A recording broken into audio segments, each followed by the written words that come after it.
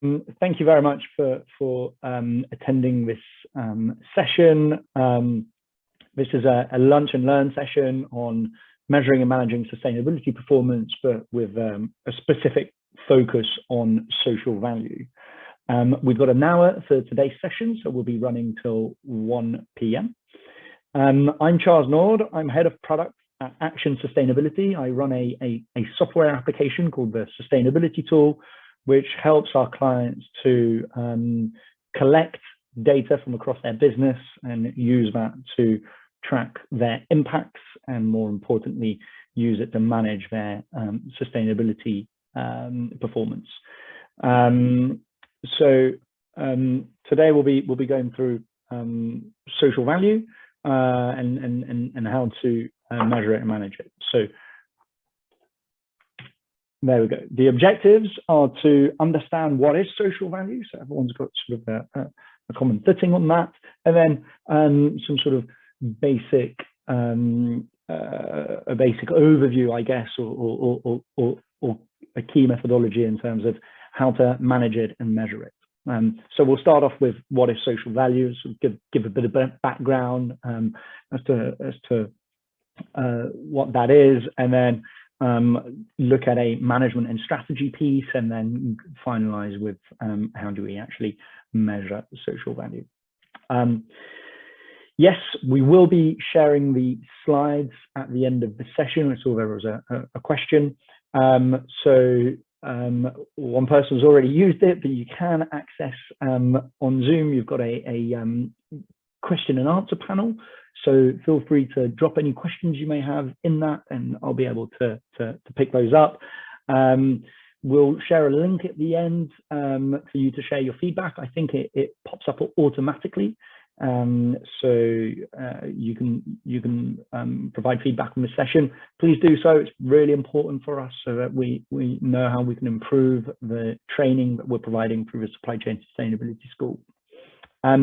And this session is being recorded and will be made available on the Supply Chain Sustainability School resource library later this month.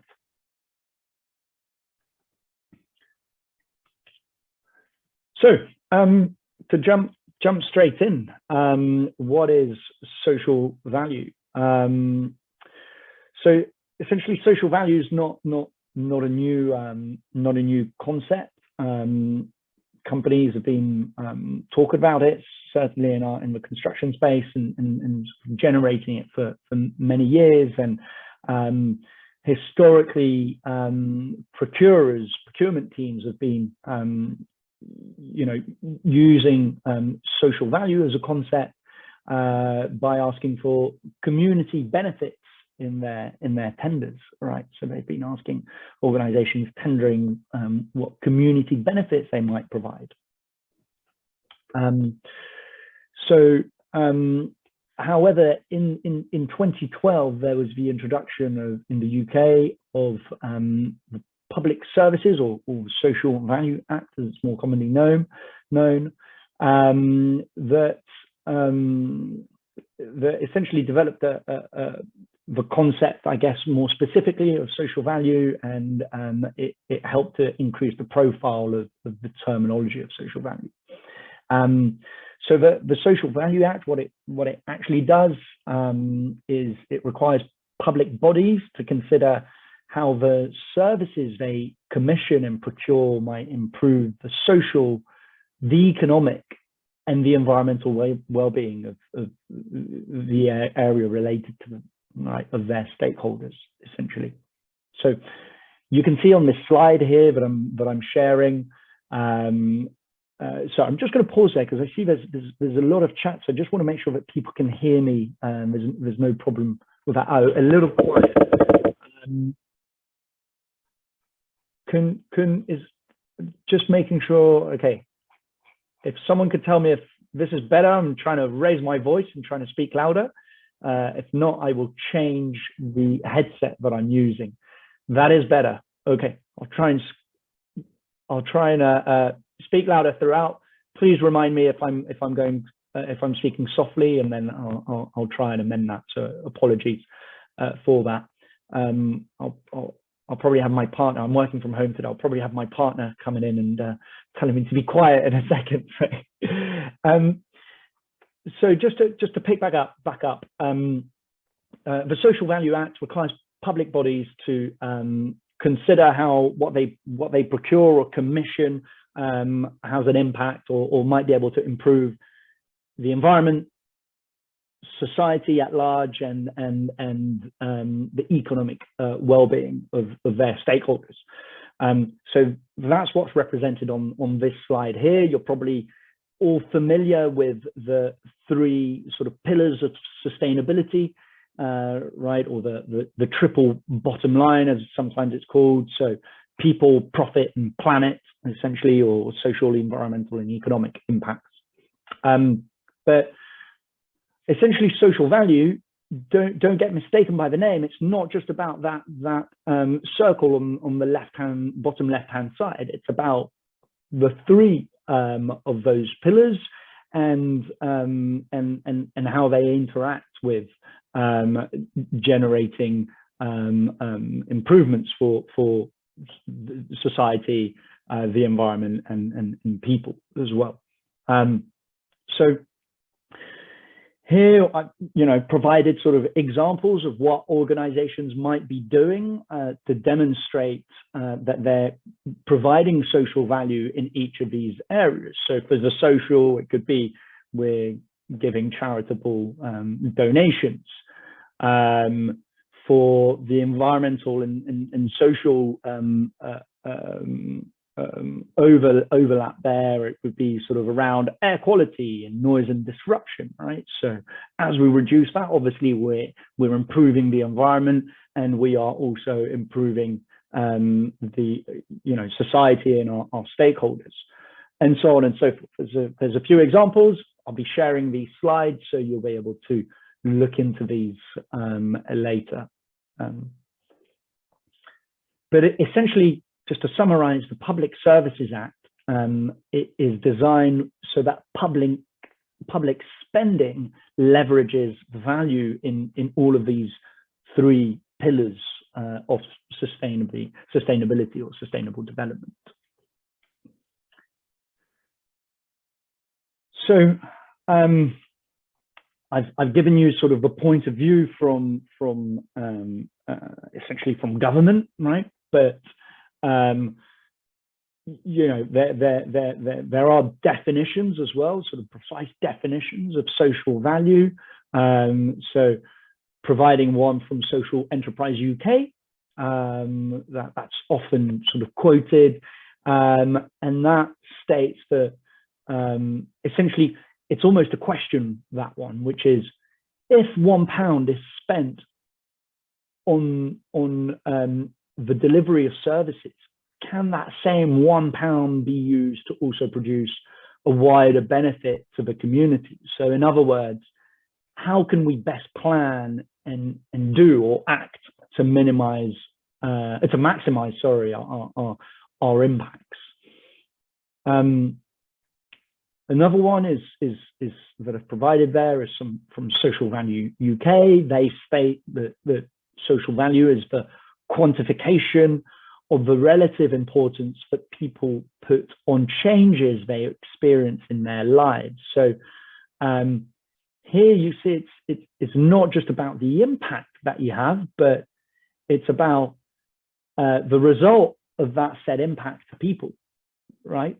So it's sort of looking at, well, what is the knock-on effect of that impact? And then I guess there is sort of an ambiguity around defining social value, particularly because the Public Services Act in the UK doesn't actually provide a sort of singular legal definition of it. So it's not necessarily a criticism of the Act. It's just saying, it does not do that, and therefore we can interpret social value in different ways as well, right? And you can see two sort of reputable organizations here, and even the Symmetrico one, which I'll come to in a second. That is, they've got different definitions, a bit like sustainability might have various definitions as well. But what we can see is overall, what's permeating is within each of these definitions. We talk about social value, but again, we're not just talking about social sustainability, right? That's the point I really want to make clear. It's understanding the social value related to social, economic, and environmental controls that you might have.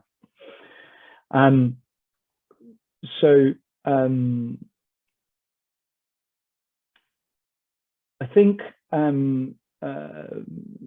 maybe to try and simplify social value to within an organizational context, responsible business practices result in positive impacts on people and therefore generate social value, right? So poor business practice has negative impacts on people and create negative value.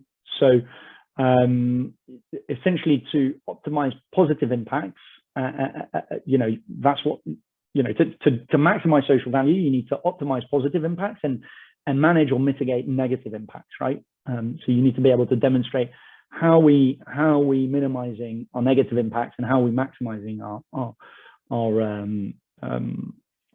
positive impacts. On the right hand side there, I've sort of tried to again try to simplify and give a almost a way of quantifying social value, trying to introduce that concept. But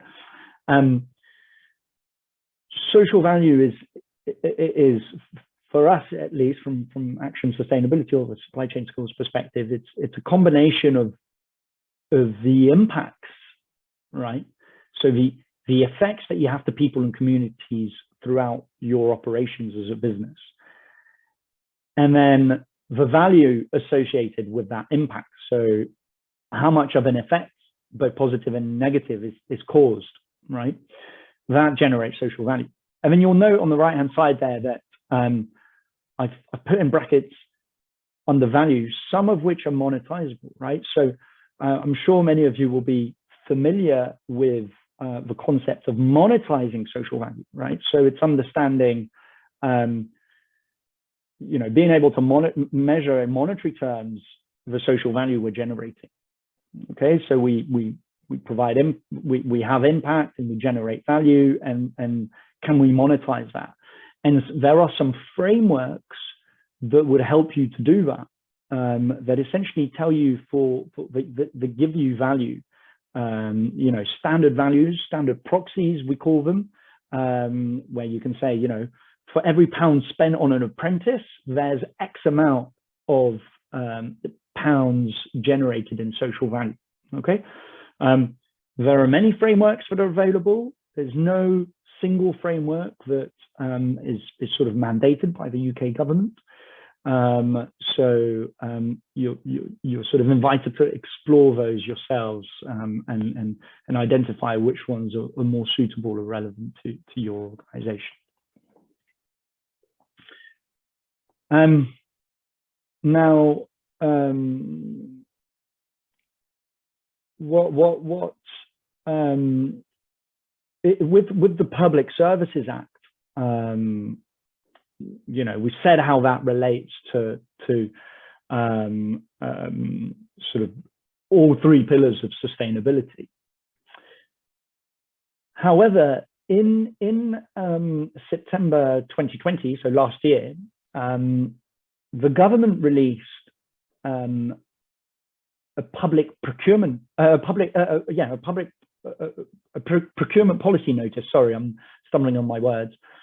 Called PPN 0620, and it acts sort of as a sister, for want of a better term, to the Public Services Act, and that essentially stipulates that as of the 1st of January 2021, right, that all major public procurement must explicitly evaluate social value where appropriate rather than just consider it.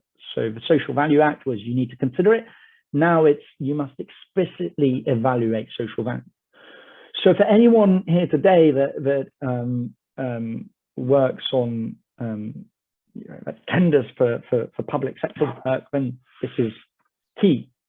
But also, if you're evidently if you're working sort of further down with the supply chain, those requirements are being passed on from main contractors, for example, in the construction space. So it's likely, but it's sort of relevant to everyone, and really key to understand that this is where government is going, and therefore this is going to again permeate through the private sector as well. So as a result, it's quite key for businesses to sort of explicitly outline.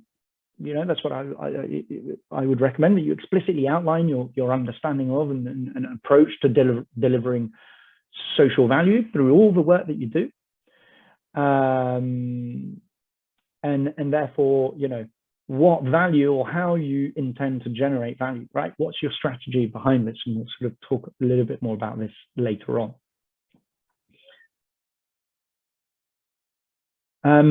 So specifically, the public procurement notice does essentially, well, yeah, it stipulates that 3 things are required to be carried out. First of all, in public procurement, there must now be a minimum weighting of 10% of the total score of that procurement exercise should be on social value, right? So it's just to make sure that it sort of carries enough weighting, right, to be a differentiator in a bid evaluation. So 10% isn't an insignificant amount. Secondly, government departments should have been sort of trained in how to do this assessment. How that training is carried out, I'm unsure. But then finally, which I think is probably the most interesting piece here, if you want to take this back into your organizations, is that it looks at social value in terms of themes and outcomes, and those you can see those on the slide, right? So we've got we've got on the bottom left-hand side there, support the COVID-19 recovery. So essentially, all public procurement is looking at outcomes that help local communities manage and recover from the impacts of COVID.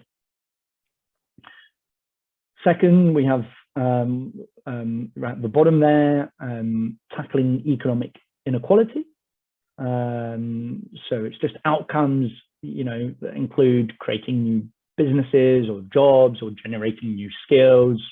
And within that also, the definition also stipulates that they'd like to see how businesses can demonstrate that they will increase supply chain resilience as well. So the supply chain is covered through that. The well-being, so essentially it's looking at improvement to health and well-being of people and improvements to community integration, drive equal opportunity and reduce inequality. So essentially that's around sort of things like the disability employment gap and tackling workforce inequality, promoting community integration and diversity, and then finally fighting climate change and reducing waste. So you see that the social value really isn't just about social impacts, right? It encompasses environmental aspects as well, right? So we mustn't confuse sort of just the social aspects of sustainability and social value, right? Social value encompasses all of it. So yeah, essentially that that last one is around, can organizations demonstrate that they are essentially good stewards of the environment. So what the PPN06 promotes is one lens of looking at social value. You can sort of build your own, of course. I encourage you to build your own. You should build your own in terms of looking at what impacts you have, what stakeholders, what's important to your stakeholders. But this is probably a good starting point, right? Because if you're in one way or another engaged in sort of in public procurement, then or responding to tenders, and you probably want to align to that as much as possible, or demonstrate how you align to that. Just by sort of way of reference, at the Supply Chain Sustainability School last year with all the partners, we carried out a piece of work just looking at where businesses in our industry feel that they generate the greatest impact through their operations. And from this, there were 5 key categories of impact that really stood out. And I've just provided, for the time, for this, because I didn't want to go sort of through the whole report. I invite you to look at that separately. It's available in the Supply Chain Sustainability School. But essentially, the 5 key areas were employment. So within the whole supply chain school, both partners and members of the supply chain school feel that they're delivering social value. Well, they've got the greatest impact through employment, right? So through health and well-being activities, volunteering, and so on. And you can see on the right-hand side what was responded for the employment piece. So it was employee payroll giving, living wage foundation, etc. Right? So you can see all of that. The next key area that came out was training and skills. So upskilling employees, providing apprenticeships, for example. Then supply diversity or inclusive procurement. So things like using local suppliers, micro businesses, having ethical business governance, etc. Then there was communities. So, giving to charities, addressing low skills in the area as well, through other means than employment. And then finally, in the environment, right? So air quality, green spaces, lowering carbon emissions, and so on.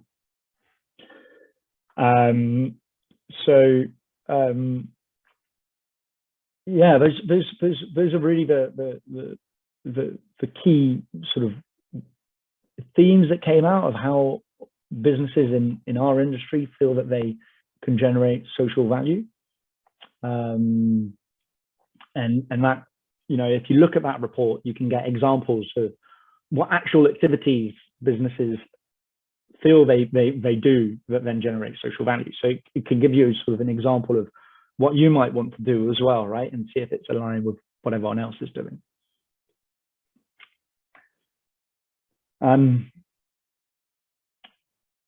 So just to summarize in terms of what is social value, it's looking at the impact that you have as an organization through improving how you manage people, profit, and planet. Okay, so it's those 3 things. So very much aligned to our definition of what sustainability is. In terms of managing social value, there are, we propose sort of 5 basic steps that can help you to sort of best sort of put a strategy in place, right? And this is an approach.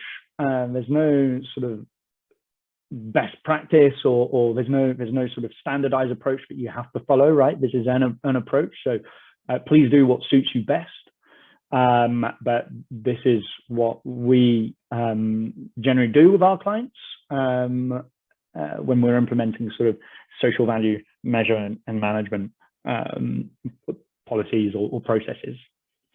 But I think if you use all of these building blocks, however way you use them, you should be en route to having a good strategy and being able to manage social value well. So this is sort of a plan, do, check, and act and repeat type plan, right? So it's plan, do, measure, review, and repeat. So the planning, it's about what are you going to do that impacts people, right? And so to do that, I think you need to refer back to the calculation that I had on one of the first slides.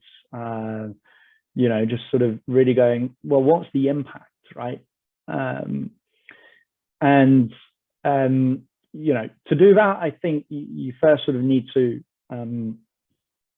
understand your social value risks and opportunities related to your business. So you could do things like heat mapping or do a materiality assessment, for example, and really understand what social value means to your organization, or even just a team within your organization, or just a project or a site that you're working on, right? So using sort of heat mapping and materiality assessments to do that. And that will help you to sort of have your own definition of social value. What's important to your business, and how do you think your business can contribute to social value? And then from that, obviously, keep in mind, the expectations of your clients, of your employees, your colleagues, your communities that you work in, and other stakeholders, right? So that helps you to understand what are you trying to achieve, but also for who are you doing that. In the planning, I would also say that you should look at sort of creating a policy, right? Sort of a guidance framework of this is how we're going to operate to generate social value. And then, clarify your objectives and your targets, and explore sort of any action plans that you might need for measuring or managing your impacts. So this is all of this is very contextual as well, just to remember. So you need to find an approach that works best for you. So then the doing is getting out there and sort of trying to create impact, right? So it's going to be, again, contextual. It's going to be different in terms of for each business, right? So there's no sort of uniform method, I guess, for doing social value. But recognize that sort of the ownership doesn't just sit with a sustainability team, for example, or a communities team. It should really sit across different functions and projects. You could be using partners as well to deliver some of this. So look at government initiatives or member organizations, or just charities and community groups that you can sort of be a part of. And obviously that just makes things more efficient, and so you can maximize the amount of social value you can generate. And then then you can look at sort of measuring, and again, this is very contextual, and there's sort of many tools and methods that are recognized for in relation to social value. so, and that's where the monetization piece that I talked about can come into place. So you can if you do a quick Google search, you'll find sort of various organizations that provide measurement frameworks for social value, that they recommend. There's nothing that you're sort of obligated, unless your clients ask you to, but industry-wide, there's no sort of one methodology that should be applied. It's for measurement. It's really, you can use your own. And then obviously it's about reviewing, what you've measured, and then seeing, do we need to change anything? Do we need to change our approach? And I'll come back to this slide afterwards, just so you know, just to provide a little bit more context around it, from a measurement perspective, right? This is here an example of sort of externally verified schemes that and benchmarks for measuring social value. So that you've got there on the top left with those different logos. What you can also see on the right hand side is sort of a basket of social value performance indicators, right? Your KPIs that will help you to track how you actually performing. Those are I've broken them down in the different areas that that I mentioned from the supply chain school survey that was done. But you could see how those might link into some of these different schemes, right? CDP will be around climate change, right? So you can see how reporting against CDP, for example, will help you to generate social value in terms of the climate change objectives and so on. So I think that it's important to understand that these KPIs that you can generate will come through, first of all, what schemes or benchmarks do you as an organization potentially already align yourself against, right? So, are you part of the Living Wage Foundation, for example? Yes or no? Are you a signatory to the UN Global Compact and so on, right? So, obviously, look at what you're already doing strategically from sort of a wider sustainability perspective, and then from those you can start building your KPIs. So your key performance indicators, and and that should stem again from that heat mapping exercise that you might have done, or the materiality matrix, for example. So this is going to be very bespoke to your organization. Not everyone's going to have the same way of measuring, so they're just sort of examples. But then from these, once you've done that, then you'll build what's known as metrics, right? So the next step down, it's actually what you need to be recording throughout your organization or projects. So you just to clarify, you collect metrics.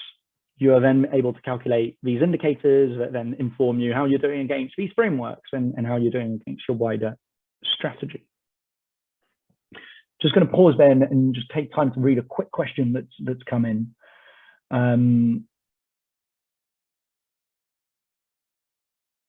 There's a really good question around, well, this is measuring what we're doing, but there should be another level down around the impacts, which actually is a great question, and it takes me on to my next slide, which hopefully addresses just that.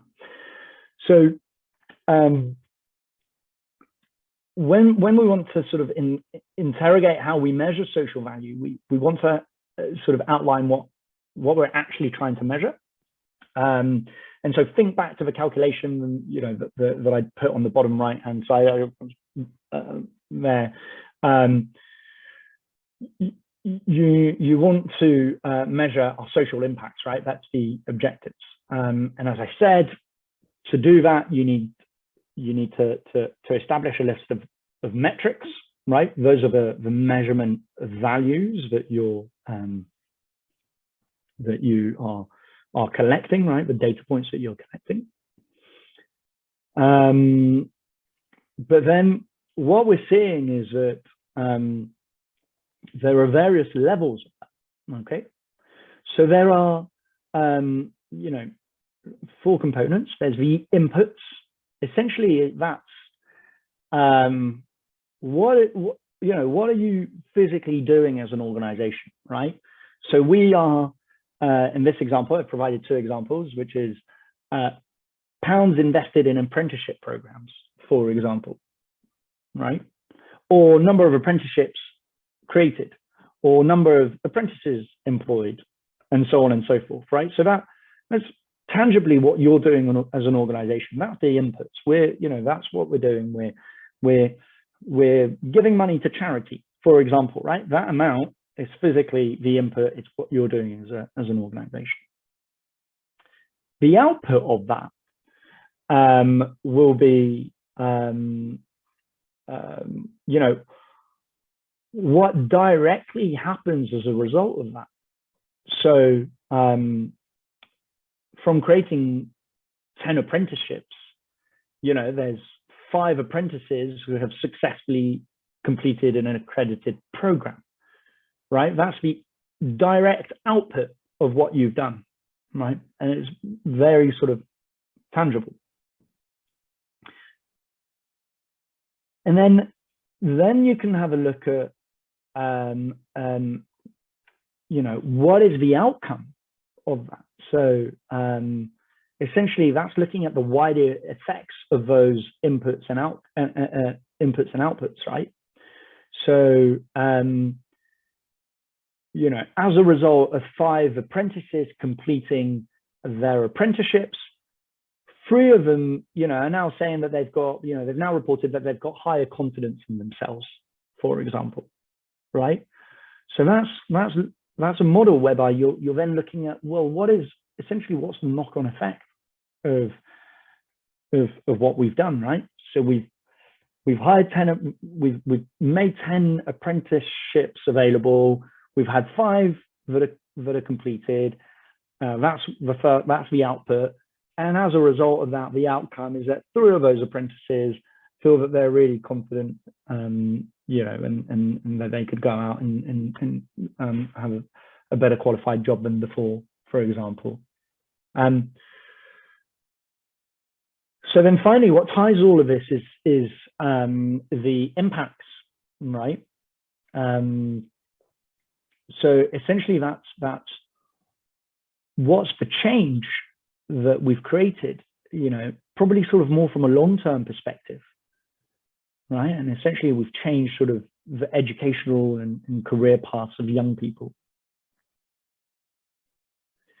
So that type of model should help you to understand, well, okay, we might say that we're going to give money to charity, but so what? Right? And if you think in this, with this structure, it's going to help you to understand the so what and really sort of eke that out, you know, and be able to clearly articulate that.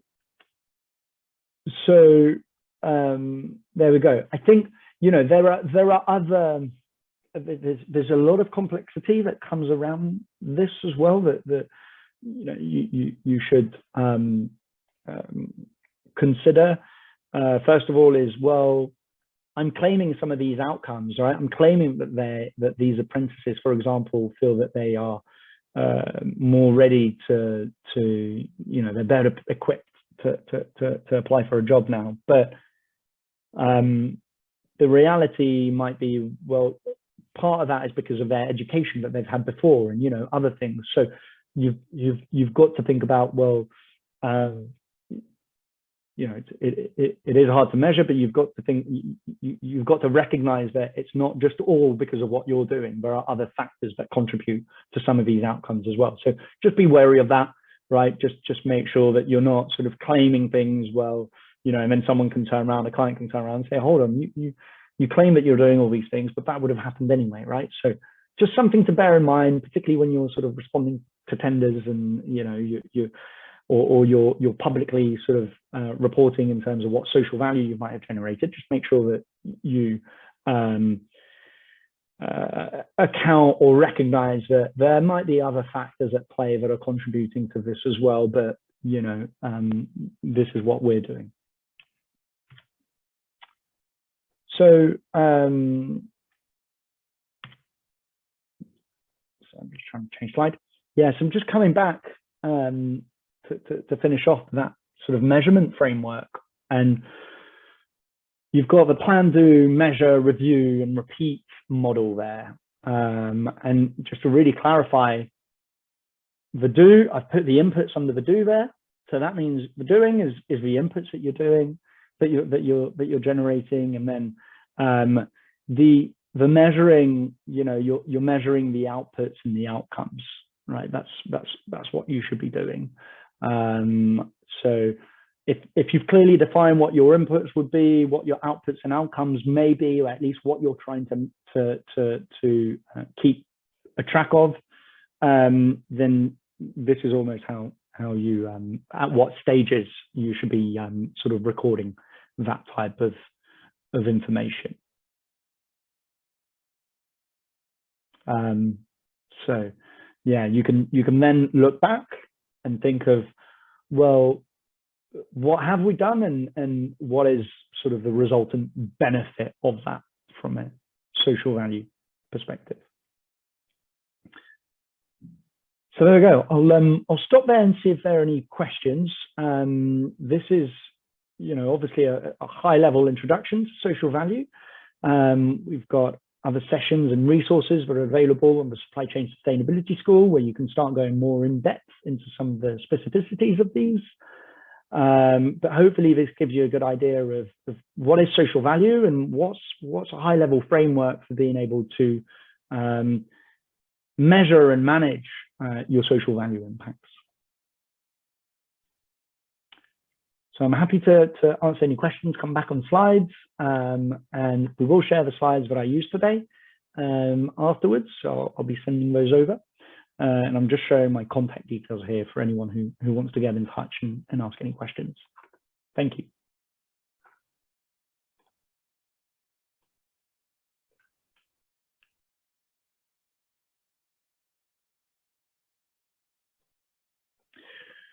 So there's a question around suggested frameworks to use for measuring social value. That's yeah, it's a really difficult question. So there are so I've had two questions on that actually, so I'll answer both at the same time. You know, you can have a look at so I'll just step back there. There are organizations that have developed sort of standard reporting, or I guess measurement frameworks for measuring social value. So I'm just going to go back up and go to this example here on the right hand side. I don't think you can see my mouse, but this example there with the list of measures there. And there are some, they're not standards as such, they are organizations that have sort of said, well, we think, you know, this is how you could measure social value, and it's sort of categorized by different areas, and it gives actual, you know, KPIs that you might want to, I guess, take and report against.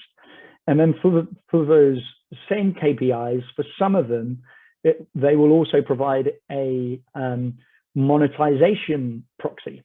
Okay, so they might say, well, measure the number of apprentices.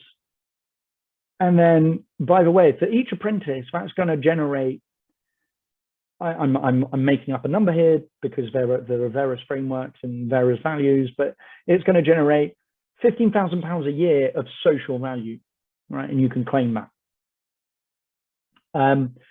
These aren't sort of standards, right? There is no standard for measuring social value. Those are just frameworks that are applied. Now, you might find that some of your clients will say, well, we have, we as an organization have decided that we want you to use in our supply chain, for example, this framework, such as, you know, the one provided by the Hack Social Value Bank, for example, or Vuitton's national framework, right? Those are sort of very popular in our industry. And they give you something, you know, much like what's there on the right-hand side with proxies, you know, that are sort of almost standardized, and then sometimes you get these financial proxies against them. I can't sort of recommend one over the other. It's very contextual. Yeah, I just encourage you to have a look. You can see that I think, and I can send that in a follow-up email. I'm pretty sure we've got a resource in the Supply Chain Sustainability School that goes through some of these in more detail and provides their specificities. So, you know, I would say have a look at them to understand whether your clients are sort of mandating that you know, or your clients have aligned themselves to any of them. That might help. And then also understand what their operating models and how you can use those social value measurement frameworks, because they operate sort of quite differently as well. And there are sort of, I guess, conditions in terms of how you are able to use them, and then publicly sort of say, you know, how much social value you generated. From what I'm seeing is that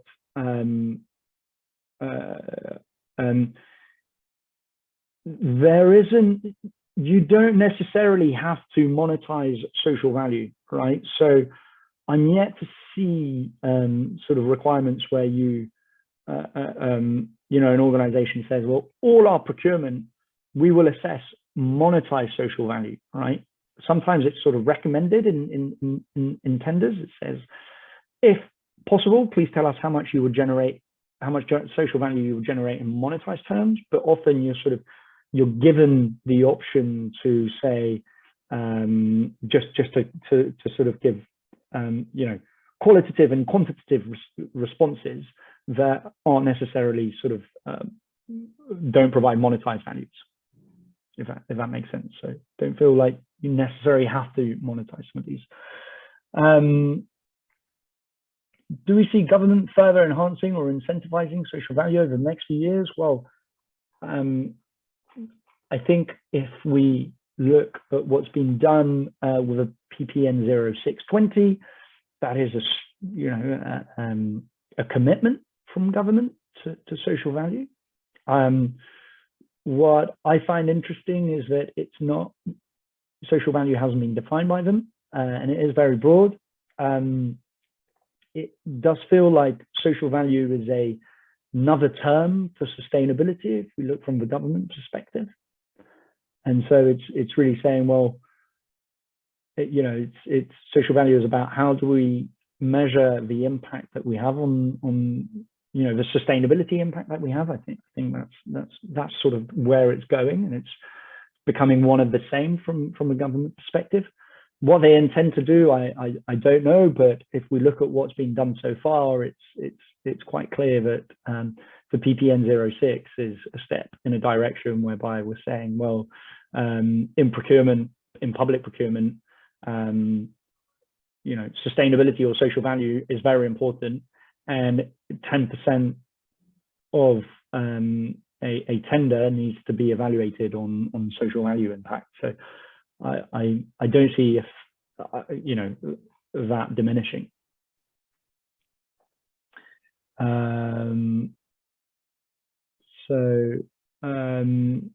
Sorry, getting lots of questions here I'm trying to get to. So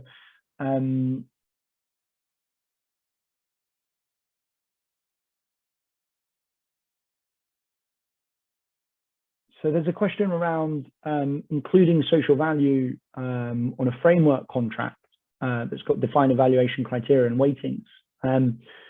Well, I hope I'm understanding this question correctly, and if I'm not, then please email me afterwards, and I can help to clarify. Essentially, on a my understanding would be that on a framework contract,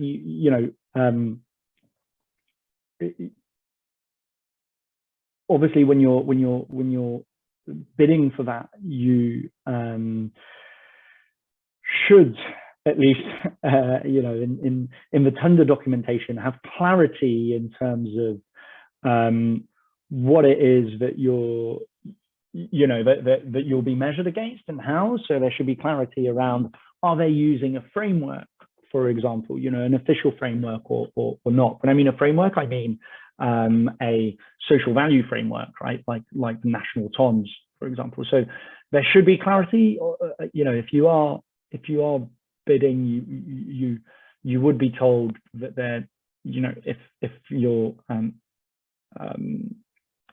if the prospective client is using a framework, that would be sort of part of the exercise, that you would be asked to have a look at the values from that framework and be able to calculate yourself how much sort of social value you're generating, if that's clear. So I guess the criteria should be defined by your client, and then the weightings would again either be defined by your client, or you can apply different weightings based on where you want to do more activities, whether it's around hiring apprentices or lowering air quality or something like that. Yeah. So I'm not quite sure if that's clear, but please email me separately if that wasn't. I'm just not 100% sure where the question was going.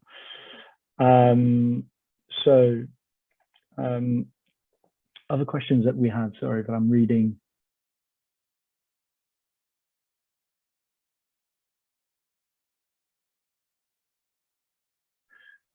So there's a question around it's around a council that has currently a policy that minimum of 10% of bids should be achieved and they're using the national TOMS framework. So that's an example, right, of a client that's saying, right, we're using national TOMS, and so when you're bidding, make sure that you're aligned to national TOMS. Makes it very clear, and therefore, once you're doing the work, make sure that you're aligning to national TOMS, right? That makes it quite simple. So you know where to head. You can have a look at all the values that national TOMS provide, all the KPIs that they provide as well, and then what you can do is very simply pick and choose the ones that you feel are most relevant to you, where you're going to have the most impact. But the problem is that, according to this question or comment, is that there comes a certain point where social value becomes an extra cost. So yeah, I mean that's really depends what you're doing and how you're going about it. I think social value, and sustainability isn't just about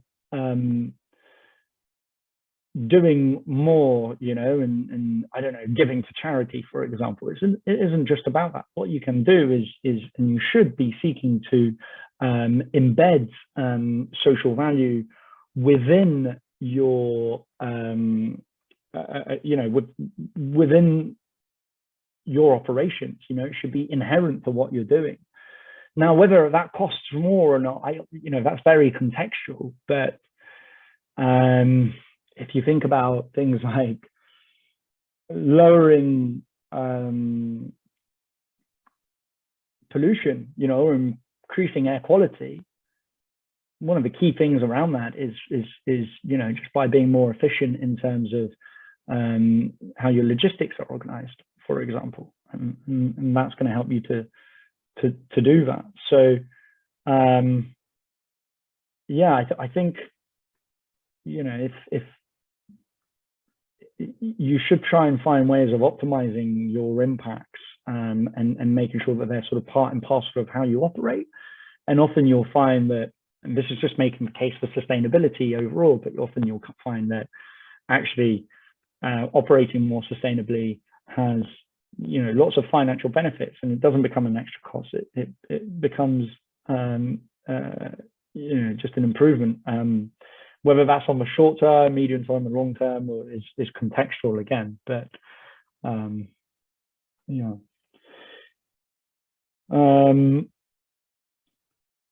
So then we've got questions on. There's a question on ISO, the difference between ISO 26000 and the BS standard 9050. I'm no specialist in that. I just know that for ISO 26000 is on social responsibility.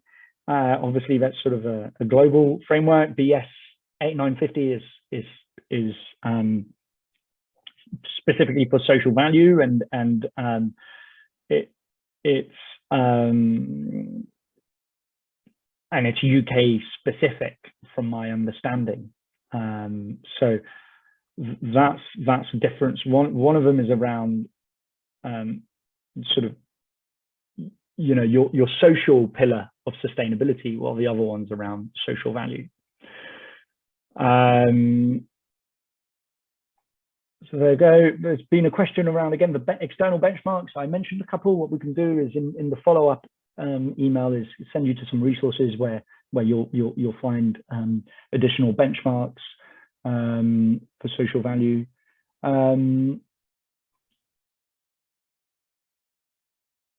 There's a question around